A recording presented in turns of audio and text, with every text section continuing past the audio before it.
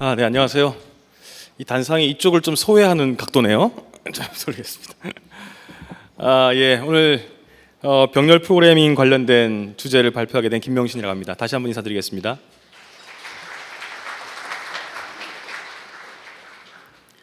예, 제가 최근에 안경을 바꿨더니만 피드백이 두 개가 있더라고요.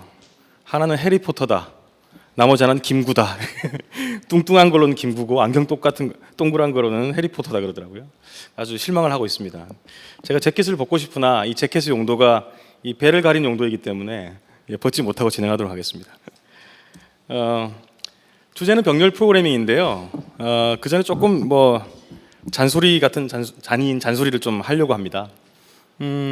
최근에 이제 C++ 개발자들이 이 시장에서 많이 소외되었다. 이런 얘기도 많이 하고 쓰지도 않는 걸 우리가 공부를 계속 해야 되나 이런 얘기들도 하시고 참 이 C++를 이 프라이머리 랭귀지로 쓰시는 분들한테는 그렇게 좋지 않은 메시지들이 많은 것 같아요. 근데 이제 제가 이 장표를 하나 갖고 온 이유는 뭐냐면은 실제 시장들을 어떻게 예측하고 있는가에 관한 새로운 뷰포인트를 하나 좀 보여드리고 싶어서 갖고 왔어요. 근데 이제 이 표를 보시면 대략 1950년부터 90년 사이에 우리가 컴퓨팅을 이용하는 환경들을 보면 그 컴퓨팅 디바이스를 이용하기 위해서 가장 메이저 컨스트레인트, 그러니까 가장 제약이 되는 부분이 어떤 부분이었나 살펴보니까 프로세서였다는 거죠. 그러니까 CPU 이런 거게 되겠죠, 그죠? 그래서 많은 언어들이나 또는 많은 IT의 기술 발전들이 이 프로세서를 어떻게 하면 성능을 좀 개선시킬까로 포커스돼 있었고, 또 소프트웨어조차도 어떻게 하면 프로세스를 한 치의 남김도 없이 다 쓸 것인가, 여기 이제 포커스되어 있었던 게 사실이죠. 근데 이제 1995년쯤 해서 2007년 아마 대부분의 여기 계신 분들이 아마 프로그래밍을 이 시점에 가장 많이 하실 것으로 생각이 되는데요. 이 시점을 좀 돌이켜 보면 이제 대부분이 어떤 얘기를 했었죠? 개발 생산성 얘기를 가장 많이 했었죠, 그죠? 그래서 개발 생산성 얘기를 하면서 4GL이 나오고 컴포넌트 베이스드 아키텍처 이런 얘기도 나오고, 그리고 다양한 형태의 어플리케이션들이 어떻게 하면 좀 더 빨리 어플리케이션을 개발할 수 있을까에 포커스가 되어 있었던 게 사실입니다. 근데 이제 최근에 들어서는 조금 이제 흐름이 다른 것 같아요. 최근에 가장 큰 흐름이라 그러면은 이제 모바일 디바이스가 되겠죠. 이 모바일 디바이스에서 가장 기존의 PC 환경과 다른 게 뭘까요? 배터리죠, 그죠? 배터리. 그래서 어플리케이션 개발에 관한 어떤 패러다임이 사실 예전에 이제 개발 생산성과 관련된 부분에 좀 더 포커스가 돼 있었다 그러면 조금씩 다른 형태의 시프트가 일어나고 있다라는 것을 좀 알아주셨으면 고맙겠고요. 게다가 이제 클라우드나 데이터 센터와 관련된 복잡한 형태의 어플리케이션 개발도 새로운 형태의 화두로 대두되고 있죠. 그리고 헤테로지니어스 컴퓨팅이라 그래서 GPGPU, 오늘 말씀드리겠습니다만 GPGPU나 이런 부분들도 사실은 새로운 형태의 화두가 될 것으로 보입니다. 그래서 여러분이 앞으로 차세대의 먹거리를 생각하신다 그러면 물론 이제 한국 실정에 맞지 않다 이라고 얘기하실 분도 계시겠지만, 앞서 말씀드렸던 저희가 주 무대로 생각하고 있었던 2000년 초반까지 그 시대의 동안의 개발 생산성 이외에 다른 부분들도 한번 좀 고민을 같이 좀 해보시면 좋겠다 이런 생각이 듭니다. 그래서 결국은 지금 말씀드린 한 4가지 정도의 어떤 카테고리가 여러분의 미래를 좀 좌지우지할 만한 어떤 방향이라고 할까요? 그런 부분이 아닐까라고 생각을 해봅니다. 그래서 소프트웨어도 앞으로는 마치 그 자동차에 얼마나 달리지 마일리지 같은 것처럼 그런 것들이 좀 있었으면 좋겠다는 생각도 해봤습니다. 예, 잔소리였고요. 패러럴, 병렬 이제 프로그래밍이니까 패러럴이 뭔가부터 얘기를 좀 하고 해야겠죠. 다들 아시는 내용입니다. 그냥 제가 잠깐 써봤습니다. 그래서 디스트리뷰티드 환경이라 그러면은 여러 형태의 컴퓨팅 디바이스들이 네트워크나 기타의 장비를 통해서 물리적으로 연결이 되어 그렇죠. 논리적으로 연결이 되어 있고, 이것들이 이제 협업을 해서 어플리케이션들을 수행하는 형태인데 대표적인 게 교환기 같은 것들이 대표적인 예가 될 수 있죠. 그리고 이제 잘 아시는 클러스터 컴퓨팅이나 그리드 컴퓨팅 이런 것들이 이제 디스트리뷰티드 컴퓨팅의 형태를 보여준다라고 볼 수 있고요. 이 패러럴은 조금 다른 형태죠. 그래서 패러럴은 일반적으로 하나의 박스 내에 여러 형태의 프로세서 그리고 그것들이 공유할 수 있는 메모리를 가진 여기서의 최적화를 하는 것이 이제 보통 패러럴의 큰 본질이라고 볼 수가 있습니다. 그래서 멀티 프로세서, 멀티 코어, 누마라고 해서 이게 non uniformed memory access라고 그러죠. 누마 같은 것들이 바로 이 패러럴의 대상이 되기도 합니다. 그래서 오늘 말씀드릴 내용은 이제 디스트리뷰티드는 아니고 이 패러럴 쪽에 대한 얘기를 좀 드리려고 합니다. 패러럴리즘 얘기를 좀 드려볼까요? 우리가 이제 패러럴리즘이라는 것은 결국 이제 무언가를 패러럴화해서 속도를 개선하겠다는 건데 여러 형태의 추상화 레이어가 사실은 있습니다. 그래서 가장 먼저 이제 얘기되는 것들이 비트라이벌 패러럴리즘이라 그러거든요. 이 부분들은 CPU가 8비트, 16비트, 30비트 개선되면서 뭐 생각을 해보시면 예를 들어서 16비트의 정수 두 개를 내가 합할 때 8비트 CPU가 있다 그러면 어떻게 할 거냐? 그럼 이제 여러분이 뭐 상식적으로 생각해 보시면 하위 8비트 두 개씩 꺼내가지고 더하고, 그죠? 오버플로우 나면 그거 갖고 있다가 상위 8비트 더해서 오버플로우 더하는 뭐 이런 식으로 여러 형태의 인스트럭션을 거치게 되겠죠? 그런 것들이 16비트로 가면 한 번에 끝날 수 있고요. 또 경우에 따라서는 16비트에 대한 애드 연산을 할 때 이것을 30비트 레지스터를 쓰게 되면은 값 두 개를 넣어놓고 인스트럭션 하나를 적용할 수 있기 때문에 좀 더 빠르게 수행될 수 있겠죠. 그런 것들이 바로 비트 레벨의 패러럴리즘입니다. 일반적으로 이제 소프트웨어 개발자들은 별로 신경 안 쓰시는 부분이기도 하죠.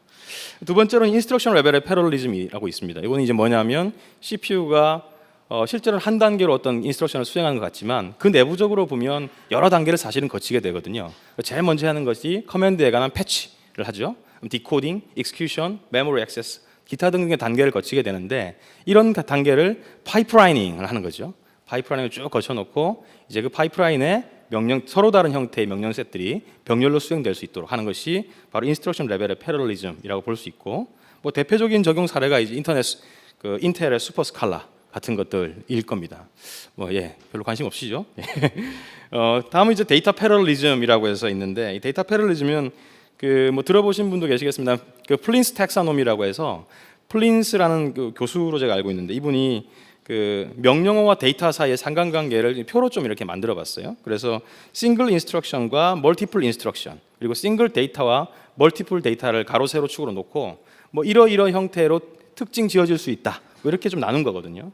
주로 이제 이 네 가지의 분류 중에 데이터 패러럴리즘과 관련된 부분들은 싱글 인스트럭션, 멀티플 데이터, 하나의 인스트럭션에 멀티플 데이터를 적용하는 거, 그리고 멀티플 인스트럭션에 멀티플 데이터를 적용하는 것이 일반적으로 이제 패러럴 프로그래밍의 대상이 된다라고 말씀을 많이들 하고 있습니다.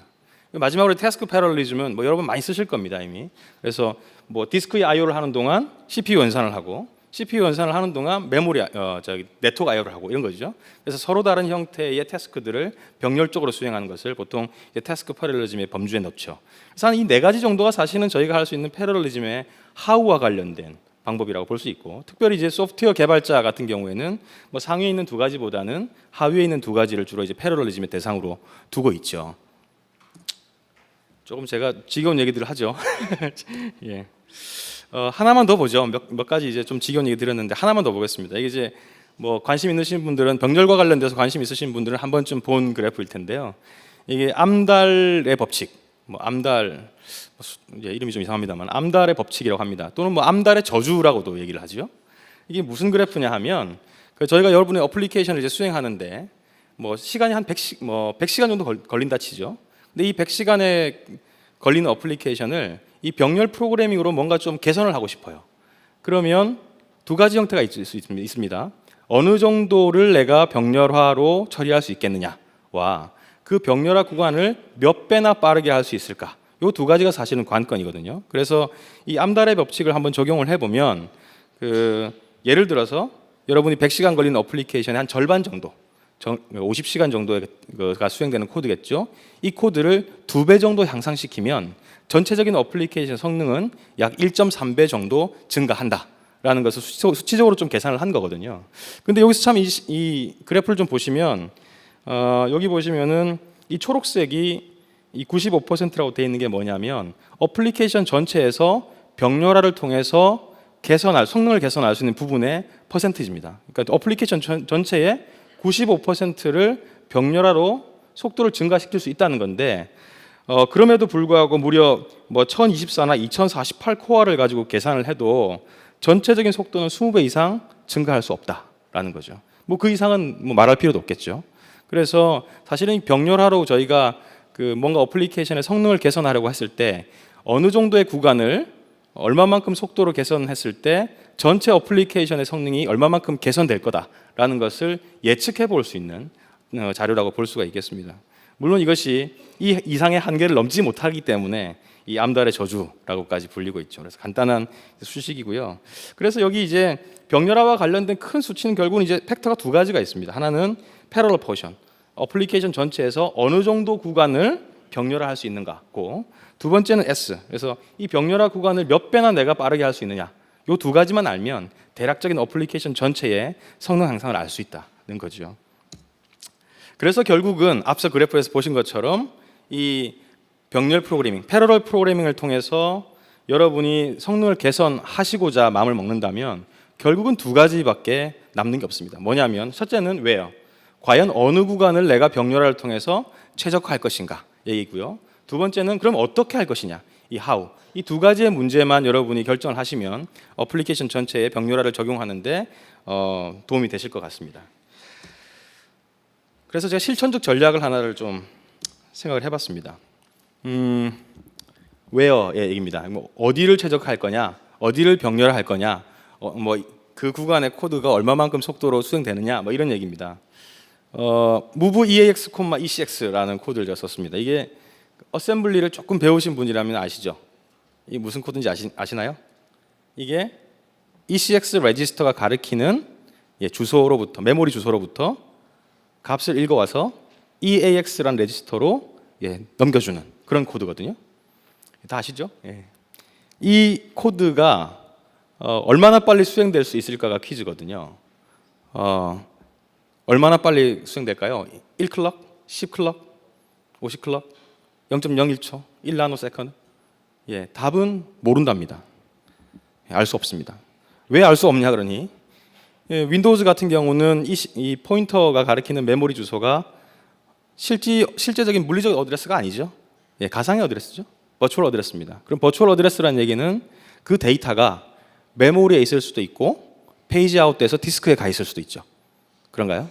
그럼 만약에 ECX가 가리키는 것이 운 좋게 메모리에 있다 그러면 한 방에 가겠죠? 물론 이제 내부적으로 복잡한 메커니즘들이 돌아갑니다. 뭐 윈도우즈의 CR3 레지스터가 가리키는 걸 통해서 두 개의 테이블을 거쳐서 메모리를 액세스합니다만은 그런 걸 제외하고라도 메모리에서 직접적인 액세스가 가능하죠. 하지만 만약에 이것이 디스크에 스왑 아웃됐다, 페이지 아웃됐을 경우는 어떻게 할까요? 디스크로부터 데이터를 메모리로 데이터를 갖고 와서 그리고 나서 액세스를 해야 되거든요. 그렇죠? 그래서 사실은 이 move ex, ecx를 결정적으로 얼마나 걸린다라고 얘기할 수 있는 사람은 윈도우즈의 가상 메모리를 쓰는 환경 내에서는 있을 수 없습니다. 이것이 1나노세컨이 걸릴 수도 있고 재수가 없다면 엄청나게 오래 걸릴 수도 있습니다. 윈도우즈는 리얼타임 OS가 아니거든요. 그렇죠? 그래서 이런 어셈블리 한 줄의 코드도 성능을 예측할 수 없는 상황에서 우리가 코드를 보고 자, 내가 이 코드를 쫙 보니까 말이야, 여기서부터 여기까지가 제일 심각해, 여기를 뜯어 고쳐, 이렇게 말하기는 쉽지 않다는 얘기죠. 그런가요? 그럼 어떻게 할 수 있나 이거죠. 결국은 뭔가의 툴의 도움을 이용해서 어느 부분이 가장 CPU를 많이 쓰고 있는지를 결과적으로 예측을 할 수 있으면 결과로 말을 해야 된다는 거죠. 그래서 비주얼 스튜디오의 여러 형태의 툴들이 실제 어플리케이션 수행에 있어서 어떤 부분들이 가장 CPU를 많이 쓰고 있는지를 여러분에게 보여줄 수가 있습니다. 뿐만 아니라 뭐 여러 형태의 얘기들이 있죠. 뭐 파레토의 법칙은 너무나 잘 아시겠지만 전체 어플리케이션 성능은 20%의 부분이 전체 80%를 좌지우지한다, 뭐 이런 얘기죠. 그래서 비주얼 스튜디오 예전 버전들을 아직도 뭐 6.0이 최고의 툴이다라고 말하시는 분도 많이 있지만 사실 뭐 핵심 기능은 다 들어있지만요. 그 이외에 여러 형태의 추가된 기능들을 여러분이 잘 쓰시면은 이런 최적화에 굉장히 강력하게 쓰실 수 있다는 걸 미리 말씀을 드립니다. 그래서 한 두 가지 정도를 제가 보여드릴 건데요. 비주얼 스튜디오 2012 뭐 이전 버전에도 조금 있었습니다만 성능이 개선된 이 퍼포먼스 위저드하고 이 컨커런트 비주얼라이저 같은 그 기능들이 어플리케이션 전체 수행에 있어서 어떤 부분들이 가장 핫패스, 그러니까 가장 시간이 많이 걸리는지 이런 것들을 바로바로 좀 찾아낼 수가 있습니다. 지금쯤 되면 좀 졸리시기도 하고 그렇죠? 그래서 소스를 좀 보여드리겠습니다. 별건 할 건 아니고요. 저 두 가지 예제에 관한 데모를 조금 보여드릴게요. 맨땅의 데모죠. 이 참. 근데 뭐 이미 만들어 놓은 거는 좀 그러니까요. 뒤쪽에 글자 잘 보이시나요? 맨 뒤쪽에 한 분만 얘기해 주시죠. 잘 보이시나요? 헤드셋이 없어가지고 제가 좀 어설픈 자세로 하겠습니다. 뭐 예를 들어서 뭐 이런 거 한번 만들어 볼까요? 예, 초등학생들도 만들 수 있는 코드죠. 그래서 룹 하고요. while true 뭐 무한 루프입니다, 그죠? 무한 루프. 뭐 제 실력이 그렇죠, 뭐. 뭐 이렇게 하면 아마 무한 루프를 돌 것 같죠? 맞나요? 근데 이제 굉장히 복잡한 거라고 생각을 하시죠? 굉장히 복잡하고 우리가 어디를 최적화해야 될지 전혀 지금 감을 못 잡고 있는 상황입니다.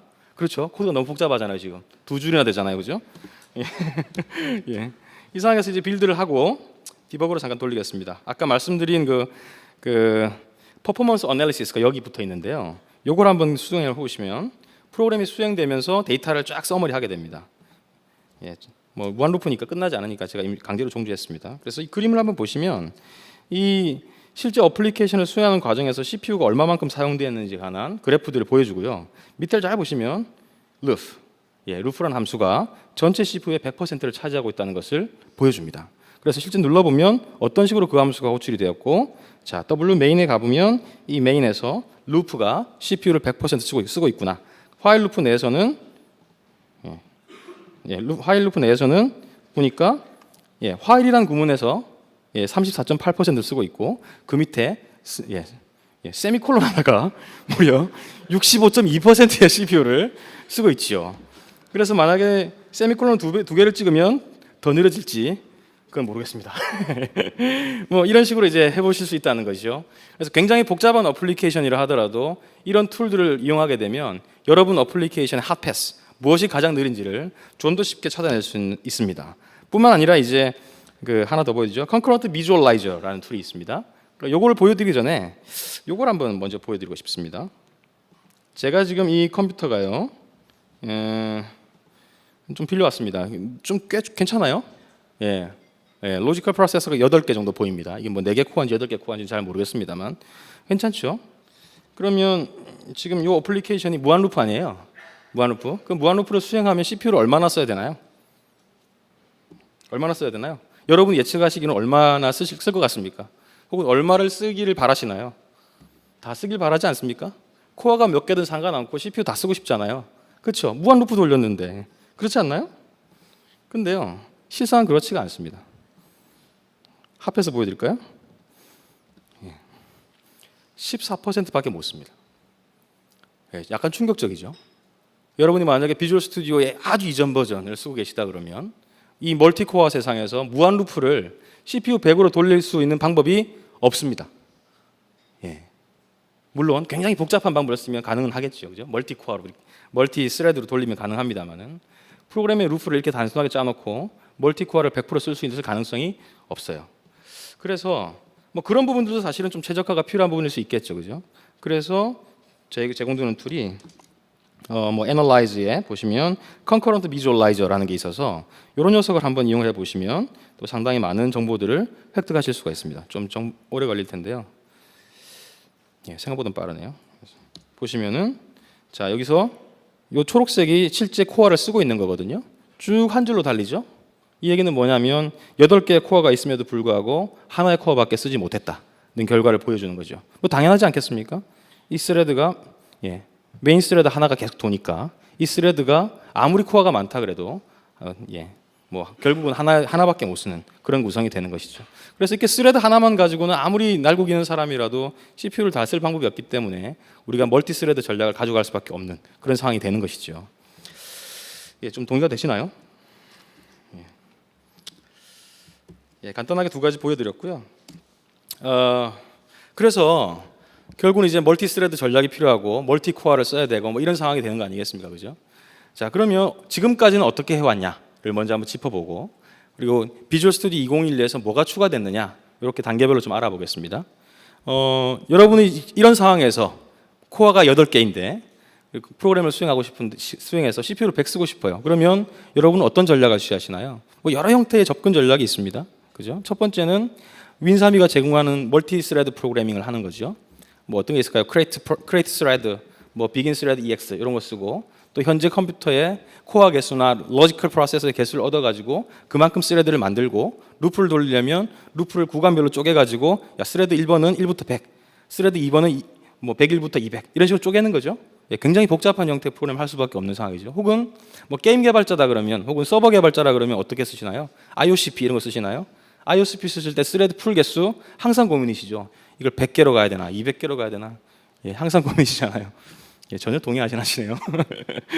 혹은 오픈MP 이런 것도 있죠. 오픈MP는 뭐냐면 포트란에서 이제 원래 가지를 포트란부터 시작됐는데, 포트란이 주로 이제 산술 연산에 많이 썼기 때문에 이 멀티코어나 멀티 프로세서를 쓸 수 있도록 이 포트란의 뭐랄까요, 포트란에서도 그런 걸 쓸 수 있도록 한 일종의 컴파일러 디렉티브와 펑션이 있죠. 그리고 마이크로소프트가 비주얼 스튜디오의 이전 버전에서 만들어냈던 PPLTPL이라고 해서 Parallel Patterns Library, 혹은 태스크 패러럴 라이브러리 뭐 이런 거 있죠, 그죠? 그래서 이런 것들을 쓰시게 되면은 사실은 이 지금과 같이 무한 루프를 돈다 하더라도 좀 멀티 스레드를 손쉽게 쓰실 수가 있죠. 뭐 요거는 이제 조금 이따 다시 한번 보여드리기로 하고요. 그렇다면 지금까지 그런 세 가지 정도의 기법 이외에 이 비주얼 스튜디오의 2012에는 어떤 기능이 추가되었나를 좀 말씀을 드리려고 합니다. 첫 번째는 오토 벡터라이제이션이라는 기능입니다. 그래서 요거는 이제 좀 이따가 자세히 알아볼 건데, 먼저 간단하게 말씀드리면 CPU에 있는 벡터 레지스터를 쓸 수 있도록 제작하는 기법입니다. 이건 좀 이따 보여드릴게요. 두 번째는 오토 패러럴라이제이션. 이거는 이제 루프를 보고 C++ 컴파일러 자체가 코드 자체를 스태틱하게 어널리시스, 분석을 합니다. 분석을 해서 이 부분은 내가 볼 때는 멀티스레드로 병렬화하는 것이 좋아라고 판단하는 부분을 자동으로 패러럴라이제이션, 병렬화 해준다는 거죠. 세 번째가 C++ AMP라고 합니다. 뭐 AMP는 원래 이렇게 막 증폭하는 게 AMP잖아요. Accelerated Massive Parallelism이라고 해서 뭐 병렬화를 좀 이렇게 accelerated 하는 뭐 그런 느낌입니다. 그래서 AMP가 있습니다. 이 AMP는 조금 특수하기 때문에 이것도 뒤에 가서 좀 알아보겠습니다. 벡터라이제이션부터 좀 설명을 드려볼까요? 여러분이 이제 인텔 CPU나 뭐 AMD나 ARM이나 쓰시게 되면 일반적으로 여러분이 CPU에서 쓸 수 있는 General Purpose Register, 일반 계산용 레지스터가 몇 개인지 혹시 아십니까? EAX, EBX, ECX, EDX, 뭐 EIP 등등 있죠. ESS도 있고요. 그것이 16개가 있습니다. 플래그 레지스터까지. 16개는 사실은 CPU가 32비트면 32비트고 64비트 머신이면 64비트죠. 그죠? RAX, RBX 이렇게 가거든요. 근데 사실은 그 칩 내에 저희가 쓰지 않았던 레지스터가 좀 더 있죠. 그죠? 16개 정도가 더 추가되어 있습니다. 그게 뭐냐면 기존에 있는 16개의 제너럴 퍼포즈 레지스터를 일반적으로 스칼라 레지스터라고 부릅니다. 그리고 나머지 잘 쓰지 않았던 16개의 레지스터가 있는데 그걸 뭐라 그러냐면 벡터 레지스터라고 합니다. 이 벡터 레지스터는 스칼라 레지스터와 뭐가 다르냐면 아까 플린의 저 텍사노미를 보시면 Single Instruction Multiple Data라는 게 있었죠. 그죠? 하나의 명령을 수행하는데 여러 개의 데이터를 동시에 이렇게 수행하는 거거든요. 그래서 이 벡터 레지스터는 기본적으로 제너럴 퍼포즈 레지스터보다 사이즈가 2배가 큽니다. 즉 64비트 칩 같으면 128비트의 벡터 레지스터가 들어 있어요. 그래서 그 벡터 레지스터 안에 값을 여러 개를 넣어 놓고 하나의 명령만 주면 전체를 한 번에 수행하는 거죠. 그래서 이 예제는요. 아주 간단한 예제죠. 그래서 A의 i에는 i를 넣었으니까 뭐 0부터 해서 999까지 쫙 숫자가 들어가 있는 거고, B의 i는 100도 했으니까 100부터 해서 시작해서 101, 102, 103에서 쭉 들어가 있겠죠. 근데 일반적으로 저희가 그냥 컴파일 하게 되면 아까 말씀드린 스칼라 레지스터, 제너럴 퍼포즈 레지스터만 쓰기 때문에 실제로는 좌측처럼 일어난다는 거죠. 그래서 RAX, 이건 14비트 같습니다. RAX와 RBX 레지스터 값을 더해서 RAX 다시 넣는, 이렇게 반복되는 거죠. 그죠? 예. 그래서 뭐 4 더하기 104, 그다음에 5 더하기 105, 6 더하기 106, 7 더하기 107 이런 식으로 계속해서 순환을 하는 것이 기존의 구조입니다. 근데 벡터 레지스터를 쓰면 이것보다 좀 더 빨리 계산을 할 수가 있습니다. 인티저가 4바이트잖아요. 그죠? 4바이트인데 4바이트면은 64비트에서는 벡터 레지스터가 128비트이기 때문에 값을 한 4개 정도 넣을 수가 있습니다. 그래서 이 XMM이라고 이름 붙여진 벡터 레지스터에다가 인티저 값 4개를 한 번에 몰아넣는 거죠. 예. 몰아넣고 명령 하나만 탁 때리면 4개가 동시에 수행됩니다. 이것이 이제 벡터 레지스터거든요. 근데 벡터 레지스터를 쓰려면 좀 복잡할 것 같지 않습니까? 컴파일러가 제공해주지 않으면 사실은 저희가 이것을 어셈블리 레벨로 쓰기에는 쉽지가 않죠. 그리고 설사 그 컴파일러가 제공을 한다 그래도 그 구문이 복잡하면 쓰기가 쉽지가 않습니다. 근데 옥토 벡터라이제이션은 참 고맙게도 오토지 않습니까? 그죠? 우리가 할 게 아무것도 없습니다. 그래서 그냥 루프를 그냥 여러분이 쓰시는 대로 쭉 써주시면 오토 벡터라이제이션이 최적 구간을 찾아서 그것을 최적화해 줍니다. 그러면 이론적으로 여러분이 만약에 인티저에 관한 루핑을 돈다 그러면 이론적으로는 4배 정도 빨라지겠죠. 그런가요? 물론 이제 이론적입니다. 그죠? 나중에 결과를 한번 보여드리겠습니다. 그래서 오토 벡터라이제이션은 기본적으로 요즘 그 컴파일 할 때 옵션이 켜져 있습니다. 그래서 비주얼 스튜디오 2011을 가지고 여러분이 소스를 가져다가 그냥 컴파일만 하셔도 속도가 상당히 개선될 수 있습니다. 제가 좀 자료를 보니까 뭐 어플리케이션의 형태에 따라 좀 다르겠습니다만은 오토 벡터라이제이션이나 오늘 설명드릴 내용 다 빼고 그냥 컴파일만 해도 한 4% 정도 어플리케이션이 빨라집니다. 근데 이제 오토 벡터라이제이션 기능이 기본적으로 켜져 있으니까 컴파일한 결과는 그것보다 훨씬 더 좋은 결과를 낼 것 같습니다. 그래서 디폴트로 이 오토 벡터라이제이션이 온돼 있다. 이거 좀 기억해 주시면 좋겠고요. 이 벡터라이제이션과 관련된 여러 형태의 기술들은 밑에 좀 써놨는데 SSE라고 해서 이게 뭔가요? Streamed SIMD Extension 뭐 이렇게 불리우죠. 그래서 인텔의 이러한 명령 세트를 쓸 수 있고요. 그리고 ARM에 있는 네온 같은 그 인스트럭션도 쓸 수가 있습니다. 벡터 레지스터 16개가 추가됐다는 얘기는 드렸고요. 그리고 SSE 표준의 한 4.2 정도가 일부 CPU에서 가능하다 그러면 그것도 쓸 수가 있습니다. 그리고 뭐 경우에 따라서는 벡터라이즈는 하기 싫어 뭐 이런 분도 계실 거 아니에요, 그죠? 그럴 경우는 뭐 이런 컴파일러 디렉티브를 쓰시게 되면 그 루틴은 오토 벡터라이제이션에서 제외가 됩니다.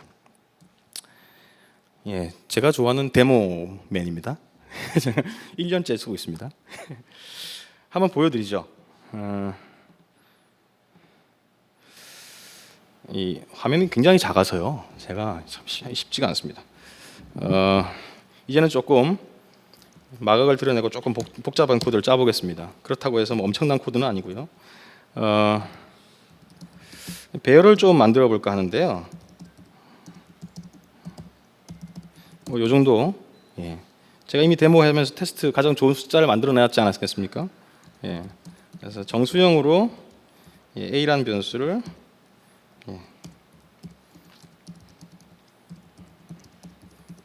이런 것만 만들어 보고 아주 뭐 간단한 걸 할 겁니다. 이렇게 3가지의 배열을 한번 선언해 보고요. 똑같이 루프를 하나 만들어 보죠. 루프를 만들면서 할 건 뭐 굉장히 단순합니다. 전체 루프를 돌면서요.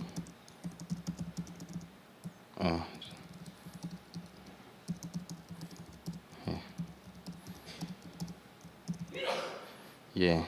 틀리면 바로 지적해 주셔도 됩니다. 이렇게 써야 되잖아요. 예. 예. 뭐 더하기 할 겁니다. 더하기. 예.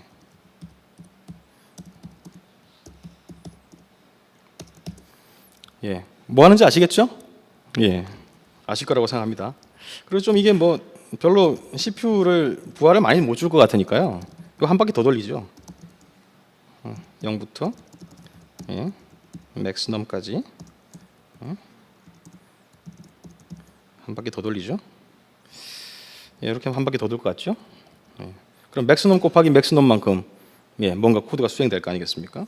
그리고 시간을 좀 재보면 좋겠어요. 시간을 재려 그러면 뭐 여러 가지 방법이 있는데 아주 단순하게 뭐 타임 정도 이렇게 한번 써보죠. 타임이면은 클럭을 갖고 올 수 있으니까요. 여기다가 뭐 클럭 언더스코어 t로 해서 점점 모르는 함수가 나오기 시작을 하죠. 다 아시나요? 저만 몰랐나요? 하고 뭐 C아웃으로 뭐 복잡한 걸 할 건 아니니까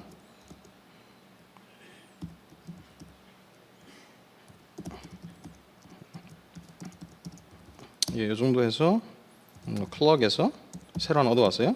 아까 받아놨던 스타트 타임 빼면 뭐 대략 나오겠죠, 그죠? 절대적인 시간은 아니지만 뭐 상대적인 값을 얻을 수가 있습니다. Cout 써야 되니까요. iostream include 하고요. 귀찮으니까 여기다가 이렇게 하죠. 이렇게 하면 됩니다.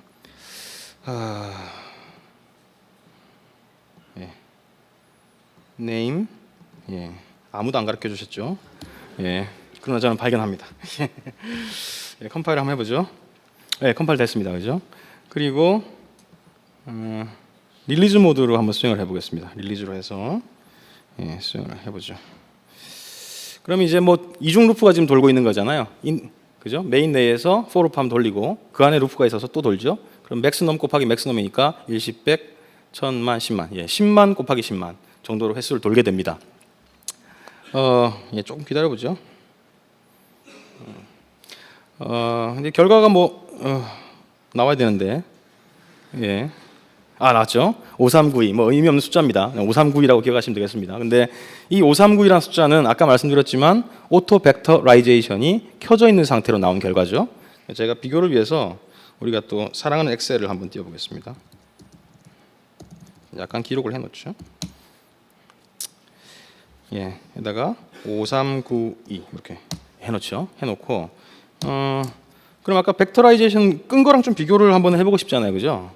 그래서 벡터라이제이션 억지로 끌려 그러면 이 부분이 이제 벡터라이제이션이 될 것 같아요. 이 부분을 샤프라그마 루프 노 벡터라고 하면 이 부분이 예, 벡터라이제이션에서 제외될 겁니다.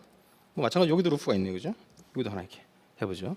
그리고 수행을 하면 아마도 제가 생각할 때는 제가 한 수십 번 테스트를 해본 결과로는 8,000으로 시작하는 숫자가 나오지 않을까 싶습니다.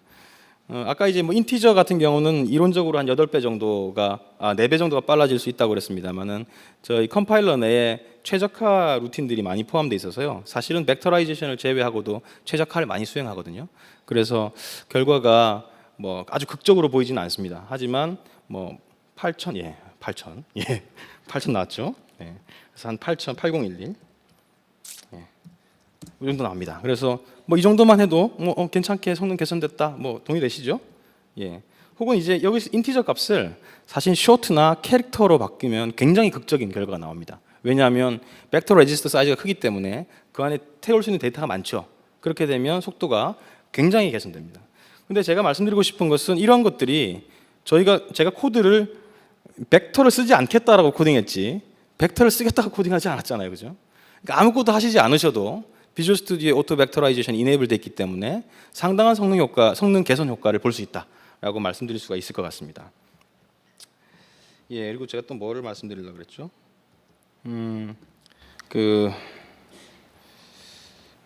오픈MP는 뭐 안 보여드려도 될 것 같고 그 PPL을 잘 모르시는 분이 계셔서 제가 잠깐 코드 루틴을 보여드리면 PPL 같은 경우는 여기 PPL 이렇게 쓰시면 되고요. 예, PPL 쓰시면 되고 네임스페이스가 concurrent입니다.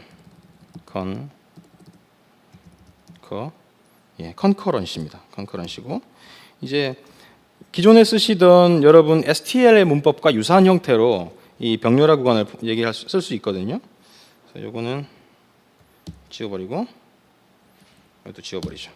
지워버리고 만약에 이 구간을 내가 그 PPL로 최적화를 해야겠다 그러면 이렇게 쓰시지 않고 PARALL parallel for 이런 걸 씁니다. 그래서 어디서부터 어디까지 뭐 이렇게 쓰시면 되고요.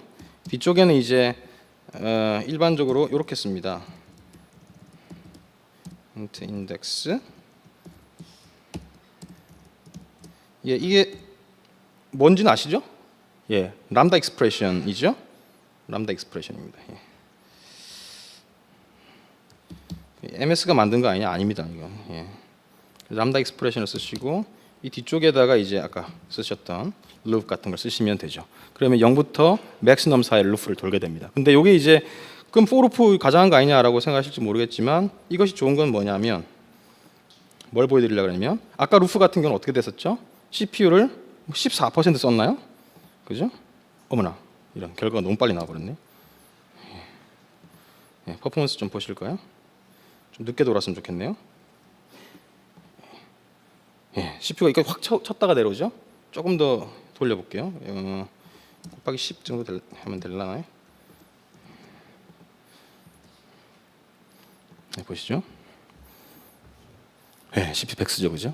그래서 PPL 같은 걸 쓰시게 되면 Parallel Patterns 라이브러리를 쓰시게 되면 CPU를 100을 쓸 수 있는 거죠. 그래서 저 Parallel 4라는 함수 내에서 현재 컴퓨터의 코어 등을 확인해서 CPU 전체를 쓸 수 있도록 쫙 성능을 올려주는 거죠.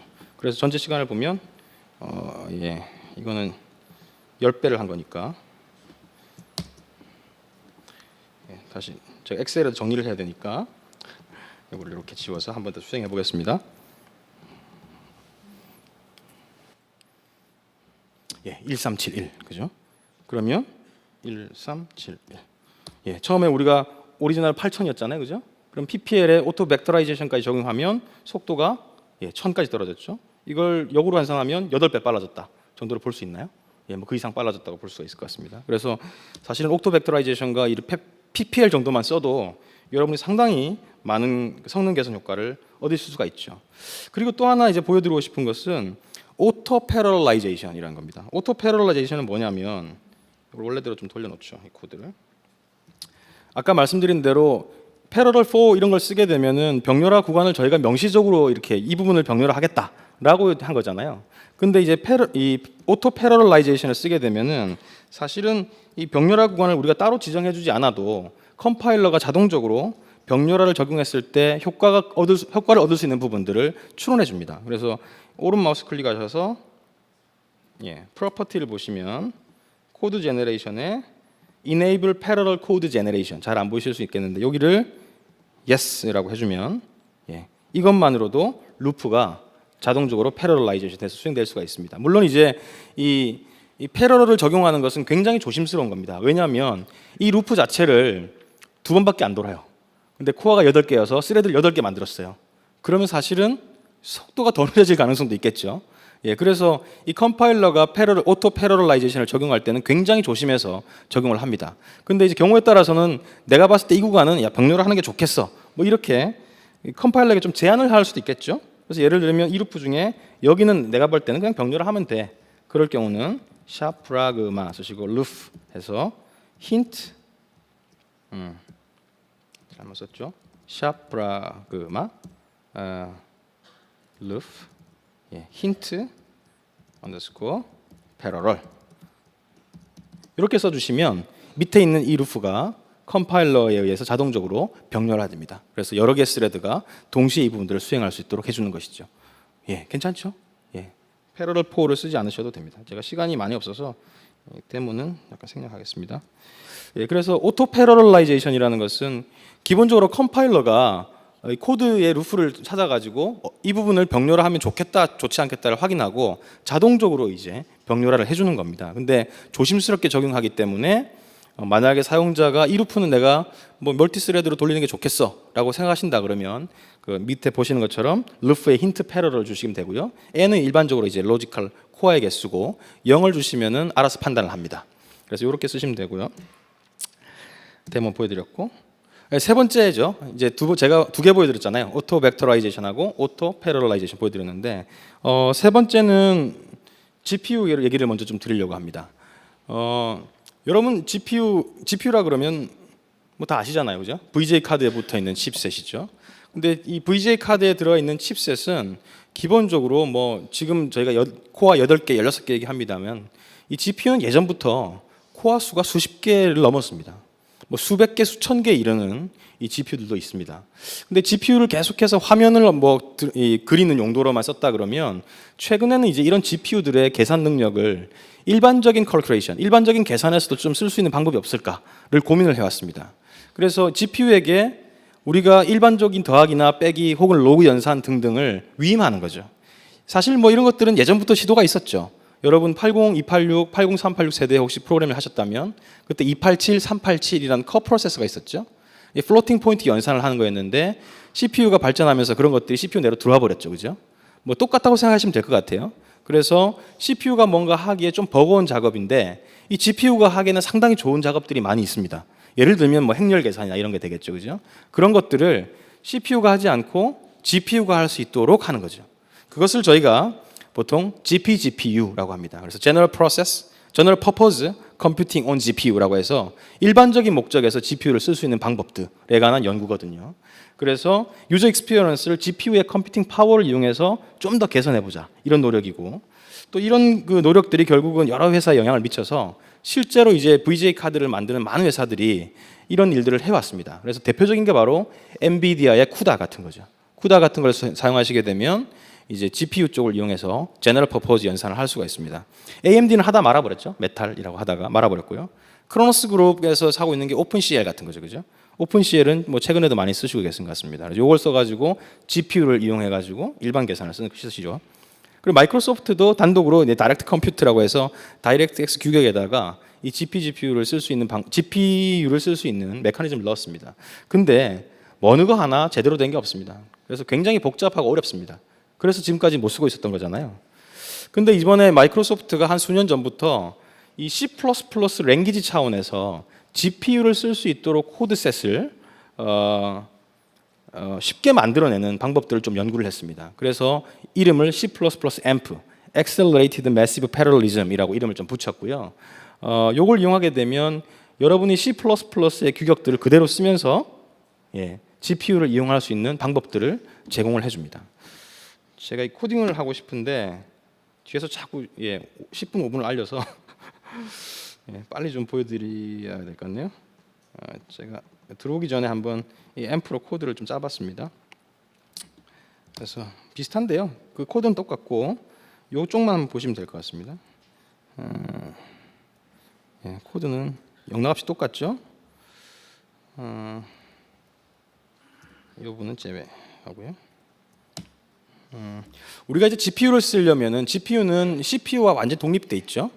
그리고 GPU 내에 있는 비디오 램도 여러분이 쓰시는 램과 독립되어 있죠. 그래서 GPU에게 일을 시키려면 두 가지를 전달해야 됩니다. 뭘 전달해야 되냐면 무엇을 수행할 것인가에 관한 코드를 GPU에 줘야 되고요. 두 번째는 그 코드가 수행할 데이터를 전달해야 되죠. 그래서 데이터를 전달하고 코드를 전달해서 수행한 다음에 그 결과를 받아오는 것이 사실은 논리적으로 필요한 것에 답니다. 근데 앞서 이제 예제 유사한 예제이기 때문에 보여드리면 여기에 ABC라는 것은 지금 어디에 있는 거냐면 메모리에 있는 거죠. 메모리에 있는 겁니다. 이건 이제 GPU 쪽에 있는 비디오 램이 아니라 여러분 메모리에 있는 거죠. 그 메모리에 있는 것을 GPU의 비디오 램으로 전달해야 되잖아요. 그죠? 그래서 여기 잠깐 보시면 이 코드가 뭐냐면 메모리에 있는 내용을 GPU의 비디오 램으로 전달하기 위한 사전 작업입니다. 그래서 1차원 배열로 해서 MA라는 이름으로 A에 있는 내용을 담아서 사전 작업을 하는 과정입니다.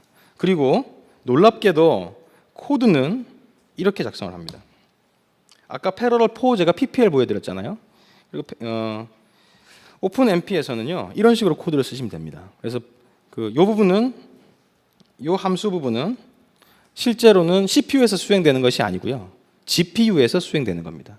그래서 MA, MB, MC는 GPU로 데이터가 넘어가고 요 캡처 구문에 의해서 넘어가겠죠. GPU로 넘어가고 이 내부에 있는 코드들은 CPU가 수행할 수 있는 코드가 아니라 GPU가 수행할 수 있는 코드를 제너레이션합니다. 근데 문법은 굉장히 심플하죠, 그죠? C++ 문법과 크게 차이가 없죠. 약간 확장 정도입니다. 그래서 데이터의 사이즈가 똑같기 때문에요, 그죠? 100, 00 똑같기 때문에 이 결과를 한번 보여드리고 싶네요.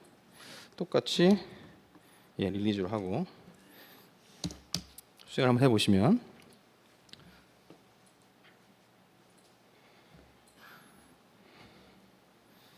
한번 볼까요? 47. 47이면